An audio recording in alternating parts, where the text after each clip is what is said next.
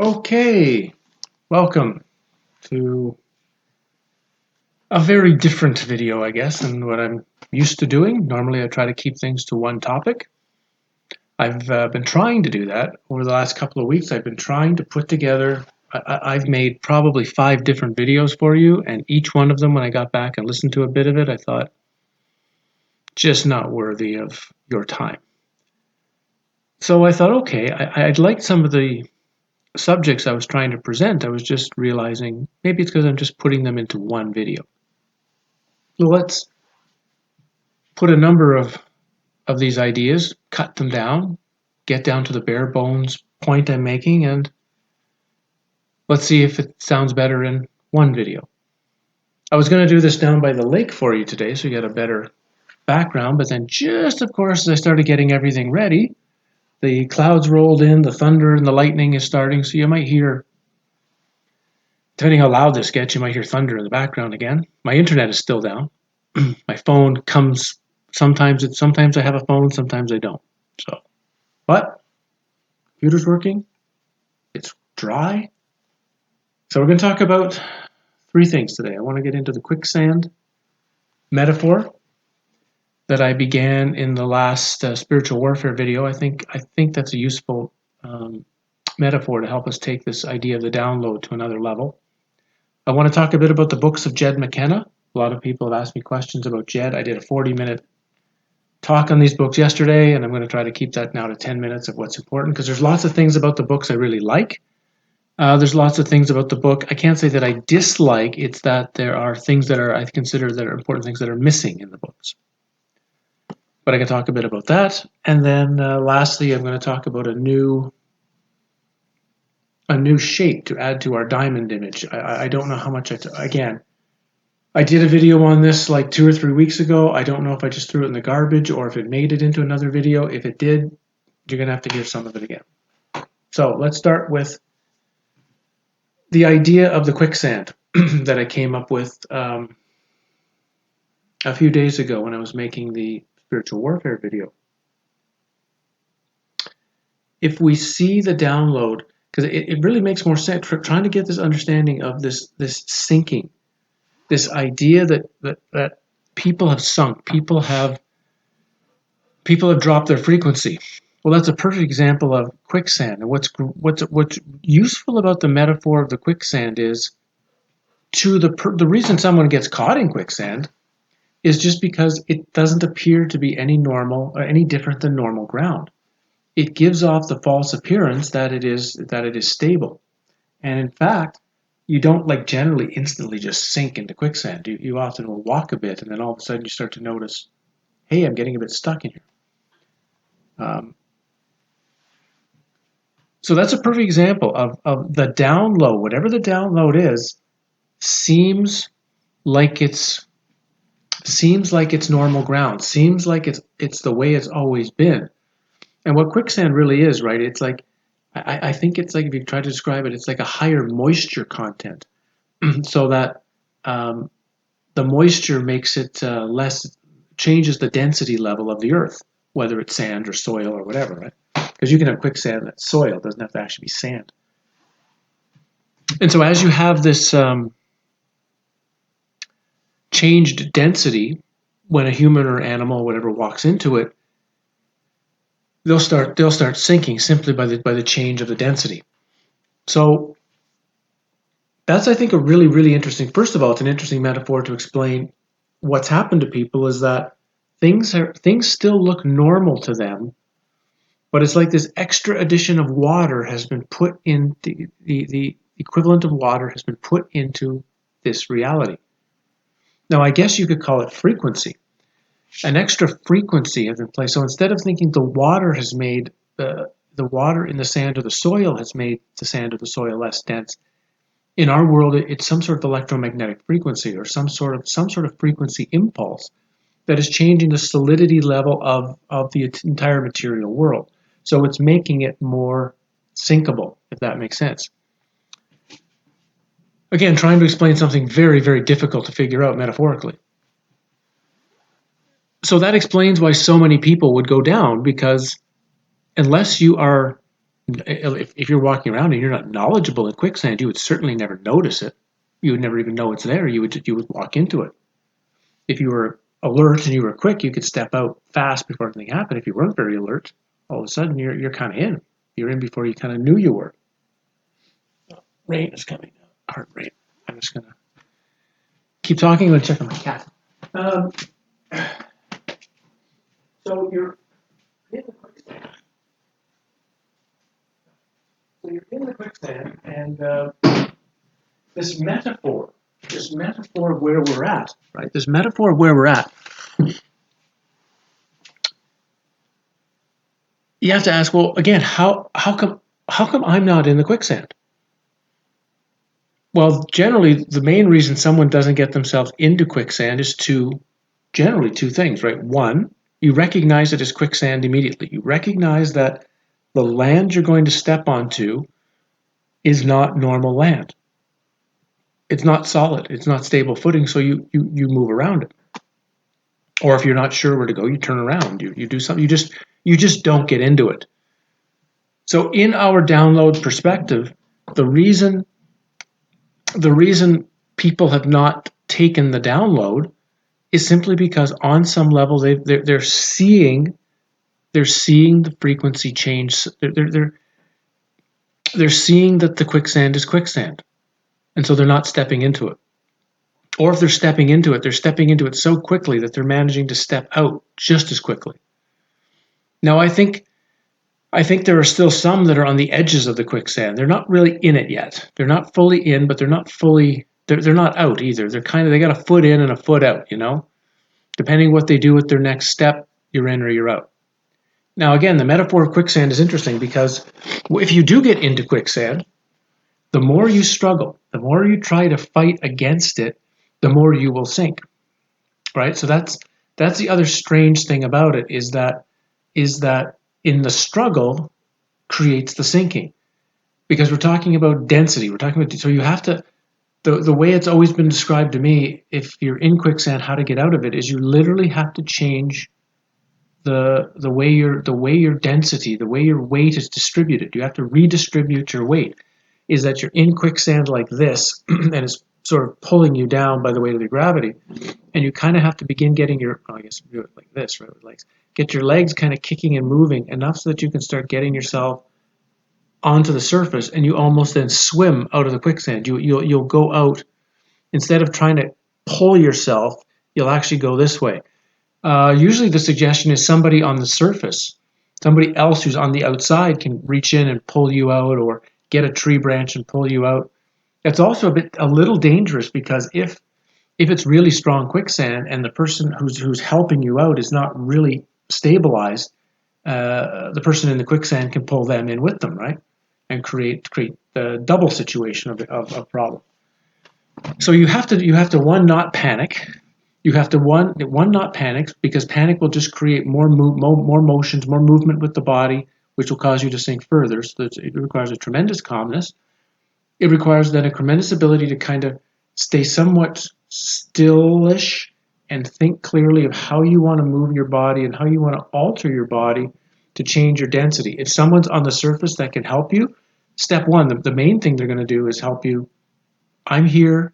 Nothing bad's going to happen to you. We're going to figure out how to get you out. Let's just go through this logically and smartly and do this the best way possible. That's step one of having somebody on the outside.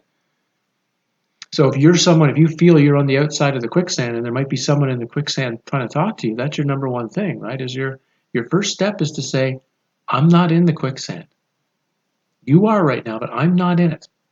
I'm seeing this very, very clearly, and we can find a way to help you.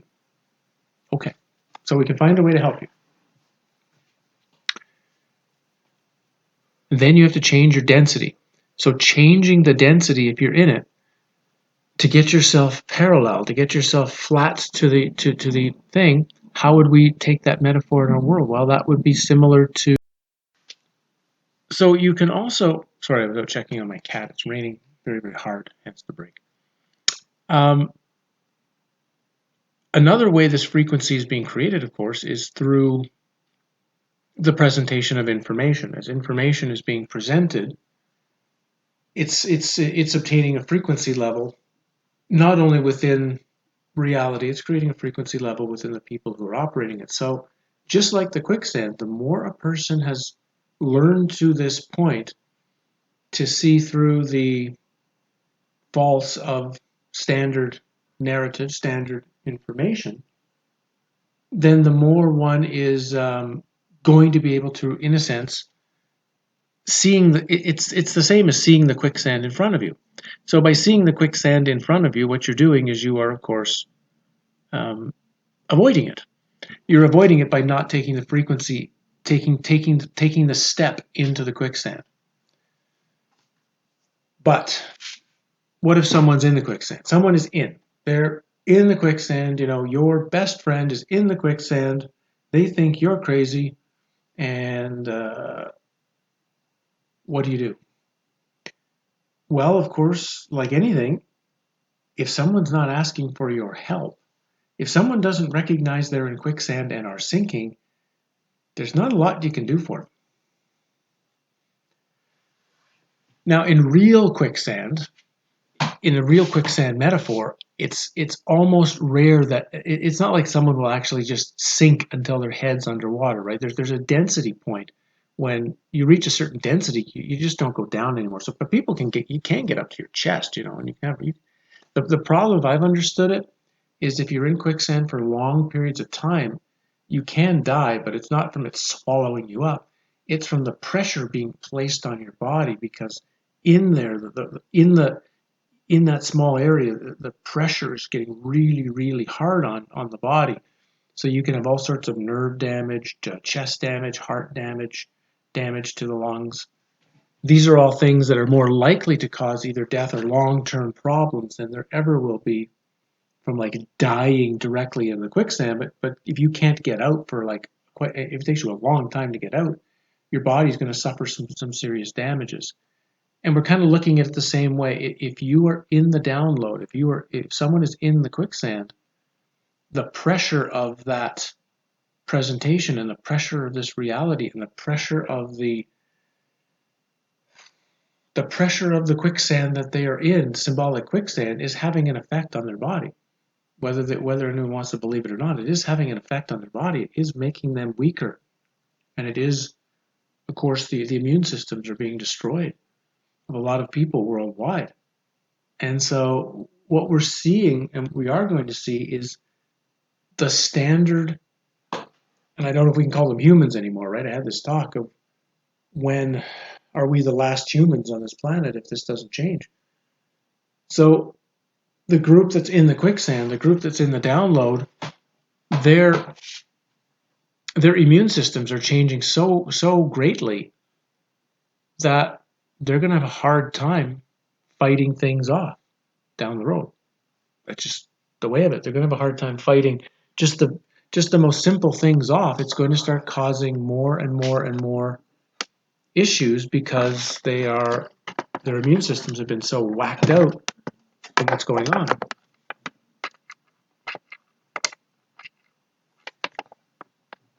So again, if you're on the bank, understand why you're on the bank.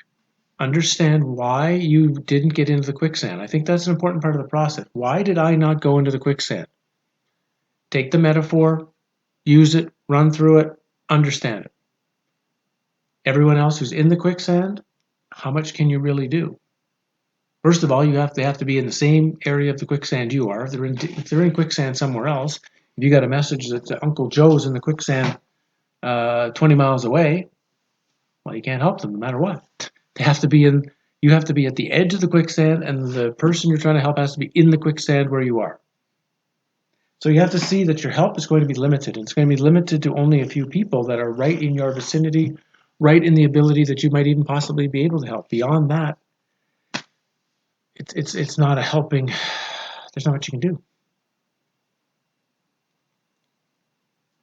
The best message you can give them is don't panic, don't flail, don't use unnecessary energy because you're just going to sink further. Change change your change your body position and swim your way out. Change your body position, swim your way out. Um, I haven't fully figured out the metaphor of swim your way out, but we'll maybe come to that as this goes on. Well, that's the quicksand. The second thing I want to talk about are the books of Jed McKenna, at least the first 3 books. Spiritual Enlightenment, the Damnedest Thing, then he did Spiritually Incorrect Enlightenment, and then, whoever wrote this book, and then Spiritual Warfare. I want to talk just a couple of things about these books, because again, some people have asked me about them. And I do, like I say, I really do like the books. There's there's really good stuff in here. They're well written. They're written excellently. But there are some things that are missing. Step 1, so many people ask, is, well, who is Jed McKenna? And it was quite obvious right from the original first book that I read that, well, this is a pseudonym. This is not a real person.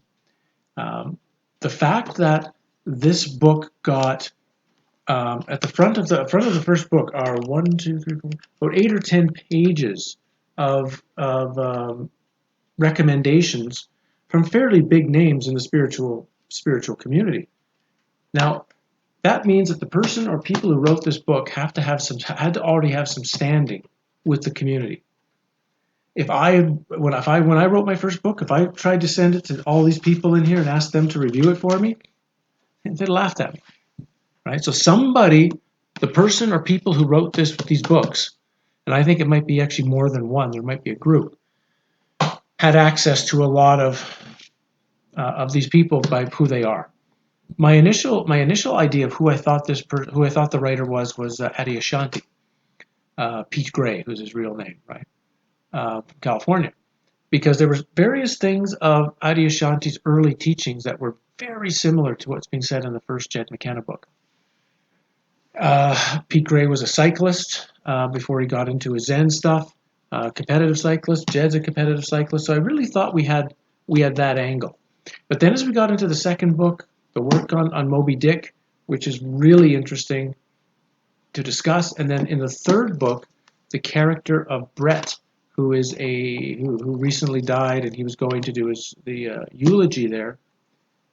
That's obviously a moniker of Richard Rose. So as I understood that Richard Rose had been brought into the third book, I began cutting Adyashanti out because, well, I don't think Adyashanti had direct contact, and unless one of the writers was a Rose person, then probably so I've shifted it more to Augie Turok, one of Rose's initial students way back in the early 70s, and who's written about in Dave Gould's book After the Absolute. And Augie as well. After he'd left, he came back. He was part of the group. He was out of the group, and he formed his own group. I don't remember the name of it now, but it was a college university group on the East Coast. And in a couple of interviews, it was talked about in the interviews how he would always be found carrying around an old edition of Moby Dick. So, if you're asking who I think Jed McKenna is, I'm leading more to not just him, but him and a series of people that he's involved with were the writers of these books. That's how they had the connections to get all the reviews for the first book. No question, though, in my mind, after the third book is done, whoever the initial writers were stopped writing. Somebody else has been writing these books since. They may seem similar, but the writing is not the same. It's not the same kind of clarity. It's not the same kind of cleanness. It doesn't have this. The humor isn't exactly the same. The sentence structure isn't exactly the same. I will be extremely shocked to find that the same person has written all of these books. I'm 99% sure that's not the case. And with that, I found that after the first 3 books, and I guess technically the fourth because it's just extra material from the first 3. After those books, there's been less and less valuable material in them as far as I've been concerned. As I've read a few of them and just kind of chapter here, okay, chapter there, okay, and the rest has kind of just been almost like filler. But if you're going to go through the first 3 books, if that's something interesting to you, okay. What are some of the good things that exist in these books? One is right from the beginning. It's attempting to show that whatever you want to call awakening, or in this case enlightenment, or whatever you want to call, reaching a state of true self, or reaching a state of the truth of who you are in reality, is not about feeling better. It's not about bliss. It's not about happiness. It's not about becoming important. It's not about becoming special. It's not about purifying yourself. It's not about overcoming your karma. It's something completely different. The very you that thinks you're going to get something from the whole awakening process is the very thing that has to get, you might say, steamrolled. And these books do an outstanding job of really presenting that the standard spiritual seeking is generally just chasing your own tail, or it's trying to make yourself really, really happy because you're really, really unhappy. And there's nothing wrong with trying to become happy over being unhappy. I mean, if I have if I have a choice of being happy or really, really depressed, I'll take happy. Sure, it's more fun. But I don't know. I don't see depression as bad either. Especially there's very useful types of depression. There's very useful things where depression is a powerful tool if you use it quite well. So that was my virus thing coming up to tell me my computer's clean.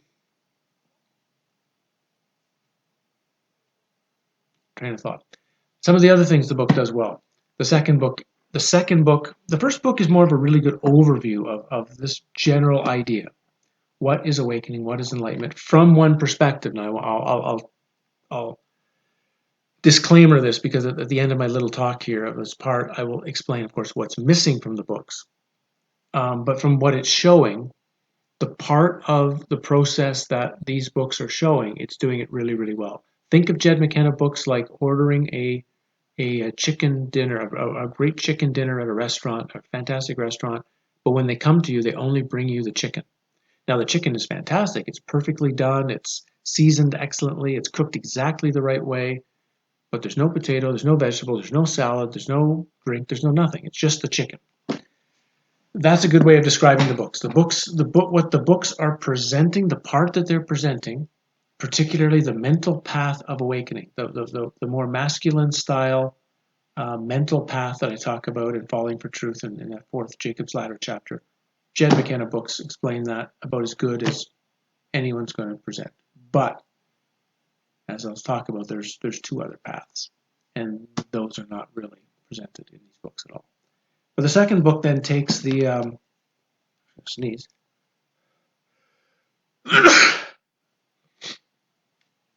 Didn't think you needed to hear that.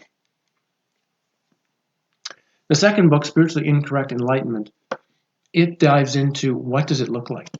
What does someone who decides they're going to stop being a happiness seeker and they're going to start being a truth seeker, they're going to start trying to be really honest with themselves, what does that look like? And he compares it very closely to Captain Ahab and Moby Dick. That Captain Ahab is generally seen to be a crazed nutcase because that's the only way the average human being can view Moby Dick. That from that perspective of regular human, Captain Ahab is nuts. But if you look at Captain Ahab from the side of someone who's been a truth seeker and who has at least crossed over a bit into the other side of what that looks like, Captain Ahab makes complete sense. That's the white whale is false. The whale is white in order that anything from the egoic mind, anything from the false reality can be projected on that white screen. And whatever's on the white screen, that's the next thing. That's your next problem. That's the next thing you've got to overcome. That's the next thing that's standing in your way between that and the truth. So you keep going after the whale. You keep fighting the whale as long as there's something false that keeps being able to be projected on the screen.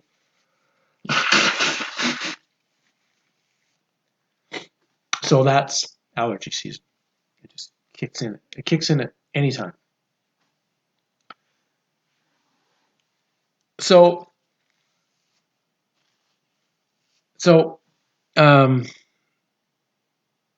the other thing it does in the book is it presents a character named Julie, who had been in the first book, and she is sending emails back and forth to this Jed character, describing her process, describing that she's basically gone to a cabin and she is dissecting her mind, dissecting her identity, dissecting herself in minute detail.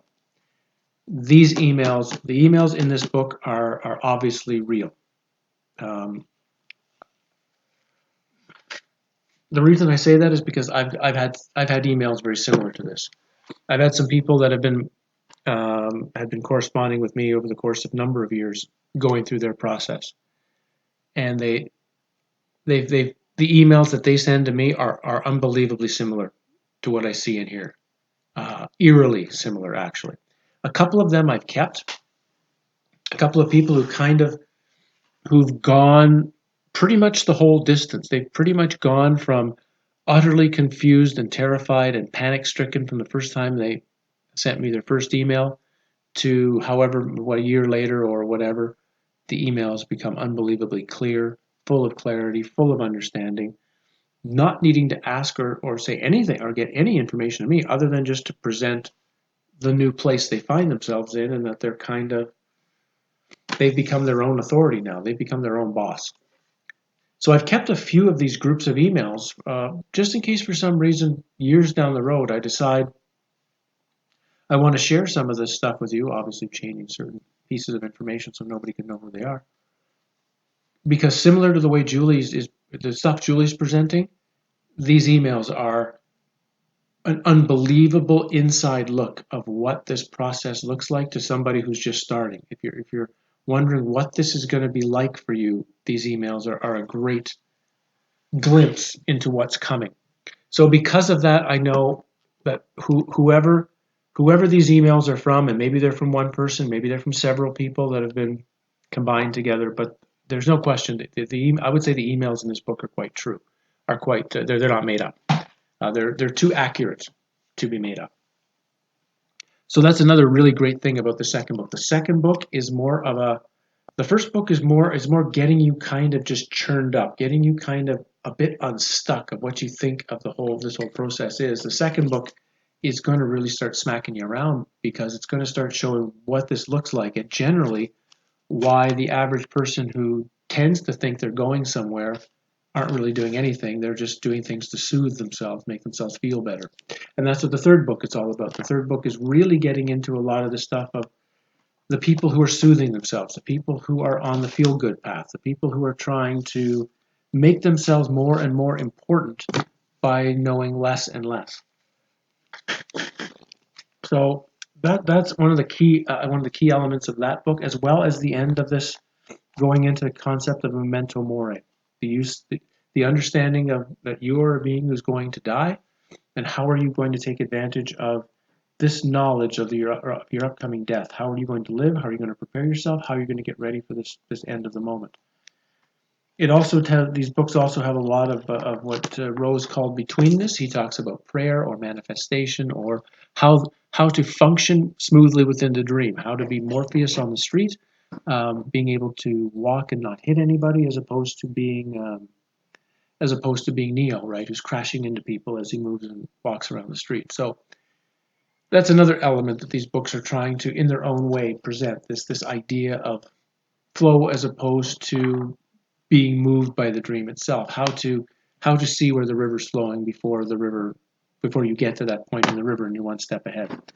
But it really does. There's 2 or 3 chapters in here that are good enough to just literally just read those 2 or 3 chapters in this third book, which is really destroying the concept of the spiritual seeker, the concept of the happiness seeker, the concept of, as he calls it here in chapter 23, somebody who is standing on the 3-legged stool of delusion. And the three legs of delusion, let me just see if I can actually find what they are. I think one is denial, right? One is denial, one is ignorance, and I can't think what the third one is. It's in this chapter somewhere. It's only like 8 or 9 pages, but you think I can find it? No. I'll find it for you, I guess, at the end, and I'll throw it into the description point. But it's an outstanding chapter of this character, Bob, and this Jed guy having these discussions where Bob is your standard, very standard, happiness-seeking, spiritual type, and Jed is kind of attempting to show him very bluntly that that's not going to take him anywhere. So that's what's really good about the books. Let's talk about what's not good about the books. Or again, like I say, not good, I'm just saying what's missing. And there's a lot of things that are missing in these books. The first thing that's missing is that there are different paths. that there are three different kinds of paths, you might say, as I sort of talked about in, or at least three paths that I can recognize anyway. I don't mean like traditions, Buddhism, Taoism, Christianity. I mean like literally three different kinds of seeking. One is the mental seeking. One is the search for the who am I, the search for the self, the search for what is this thing I look into the mirror every day? Who is that? What is that? That's generally a male type of seeking. The second type of seeking, which is never brought up or almost never brought up in this book, I shouldn't say that he doesn't say it in the books. He does once in a while through a character named Sonia and a few other people, which is the path of devotion, which is a more feminine style um, of seeking, which is a surrendering or a giving over of the self to something else. Like technically, one of the reasons a lot of females will have their awakening experiences later in their life is because they've given themselves over first to having children. And once a woman has a child, if she's going to be a proper mother, she has to give up a tremendous amount of her own wants and wishes and put the child's needs and wishes above theirs. It's a giving over of the self. It's saying I'm not as important as someone or something else. This complete giving over, it doesn't matter what it is, again, whatever a person gives themselves over to, but it's in that giving over process where you're destroying the egoic self that is trying to constantly say me first, I'm important, I need, I want, I must have, and this forcibly having to say no, this other thing, whatever it is more important than me, and I have to turn over. So that's one type. That's a different kind of path. Um, the third type of path is the philosophic path, the stomach path, or the path of great pain and suffering and trauma, and the universe basically just blowing you up every corner you turn. It's digging into the world, is seeing it as a prison type reality, as opposed to a wonderful world of experience, which would be more of the head experience would come through seeing characters a dream or an actor in a movie, and so you're you're gaining a detachment from it. The heart seeker will see it as a place of total and complete possibility and a total and complete level rounded experience, and the person from the stomach will see it as a prison, as a place that has locked the soul or locked consciousness in here, and their job is to get out. The challenge is that all three are correct from the particular facet or the viewpoint that they look at. All three paths are equally valid.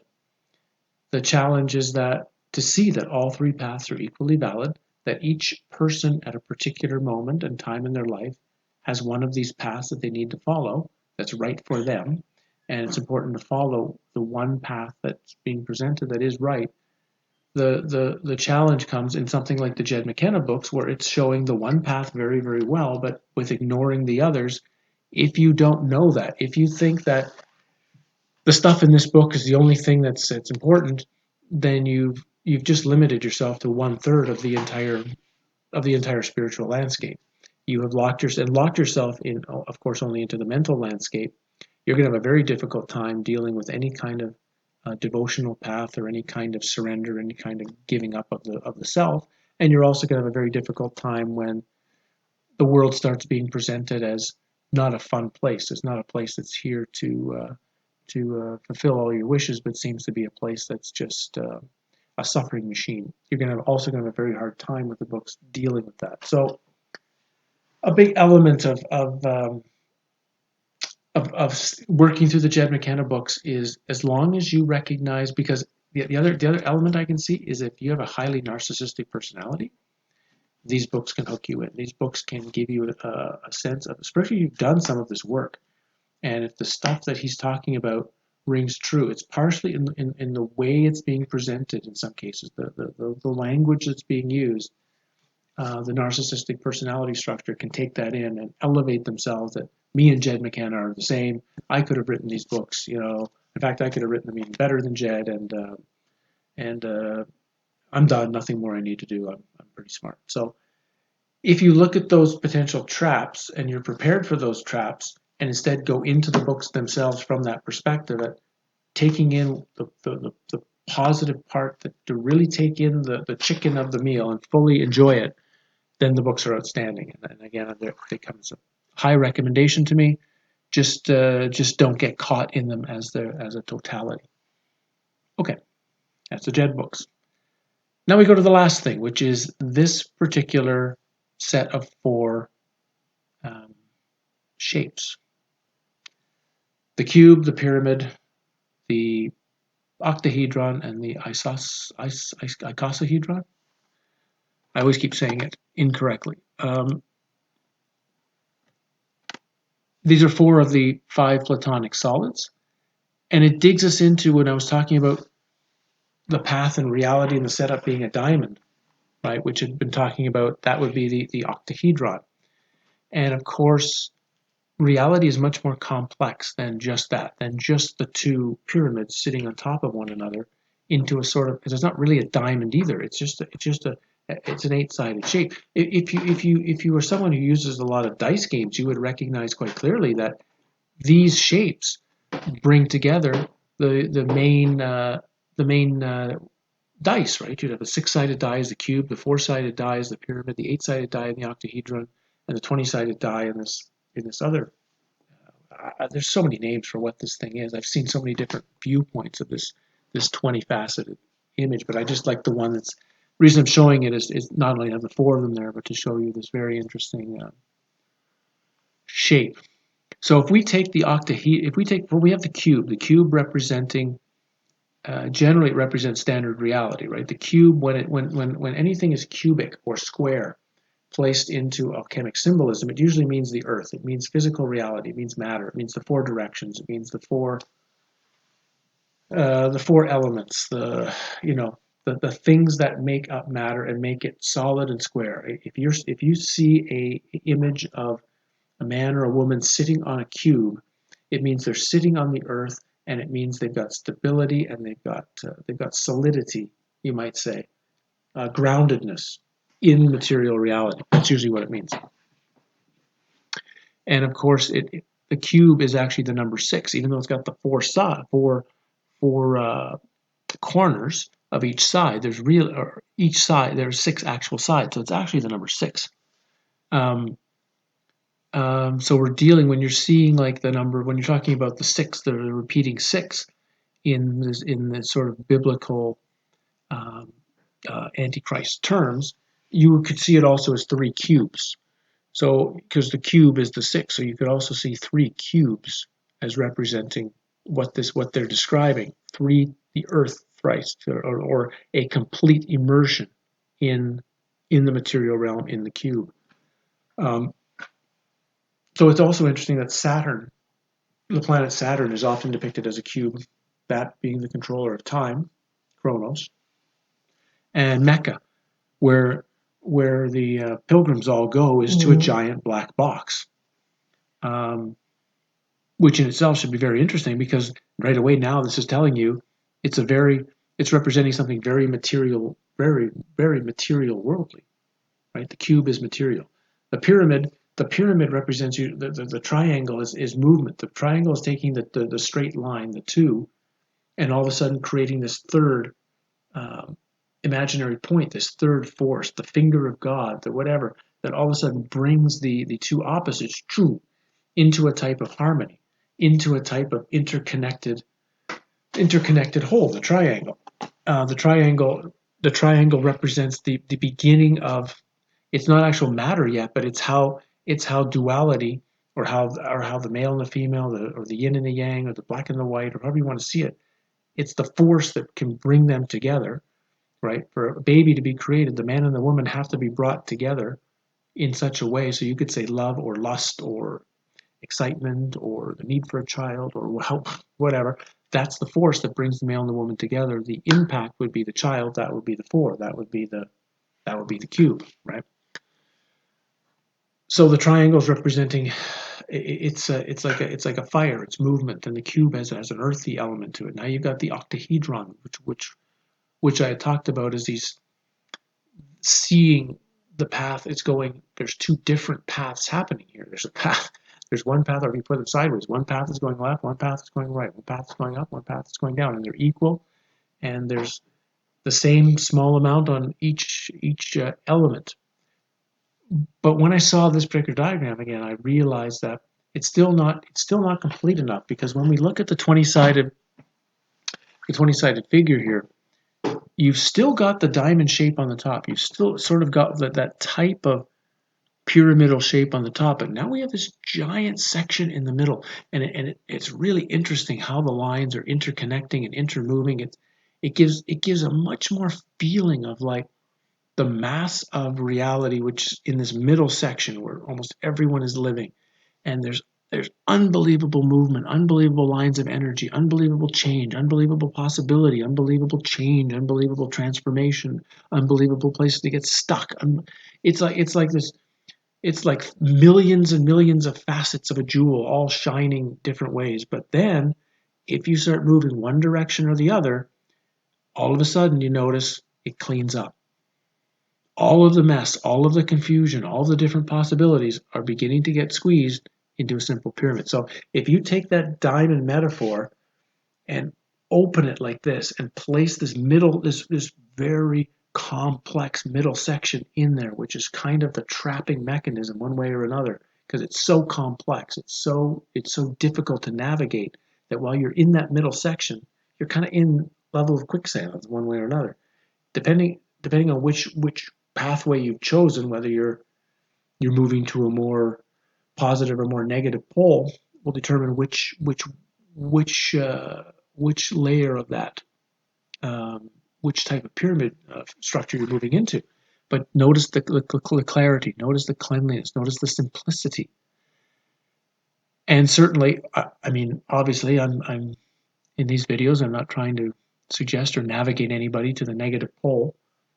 That's not there's we have enough of that. We need more in the other pole to balance out the insanity here. So assuming we're hopefully moving in the same pyramid, the same part of that figure. Notice it gets, once you're actually in it, once you're out of the central point, you're getting into a place of simplicity and clarity. And that is without question, as you begin to cross over into more and more truth. At the beginning, as you get closer to it, it gets more and more confusing because there's a convergence. Those lines are all of those various lines, all those various possibilities are converging, getting tighter and tighter as you get closer. And the more you begin to start seeing what is false, it gets much, much more difficult, much more confusing, much more challenging. But once you kind of break a barrier, there's a certain point where you break through that middle section into the bottom part. And once you're in the bottom part and begin that journey, it gets a bit more clear. It doesn't mean it gets necessarily easier. It's still very difficult, but it's a different kind of difficult than it was before. Once you've sort of crossed a certain barrier, all of the challenges change. All of the things in your life, if you allow them to change, if you try to hold yourself, again, if you consider that middle ground on one level, you want to think of it as quicksand. The more you try to keep a leg into the quicksand, the more challenging it's going to be to go anywhere. You have to extricate yourself completely from that quicksand to be in this the next smaller element of transformation. So I really, really like these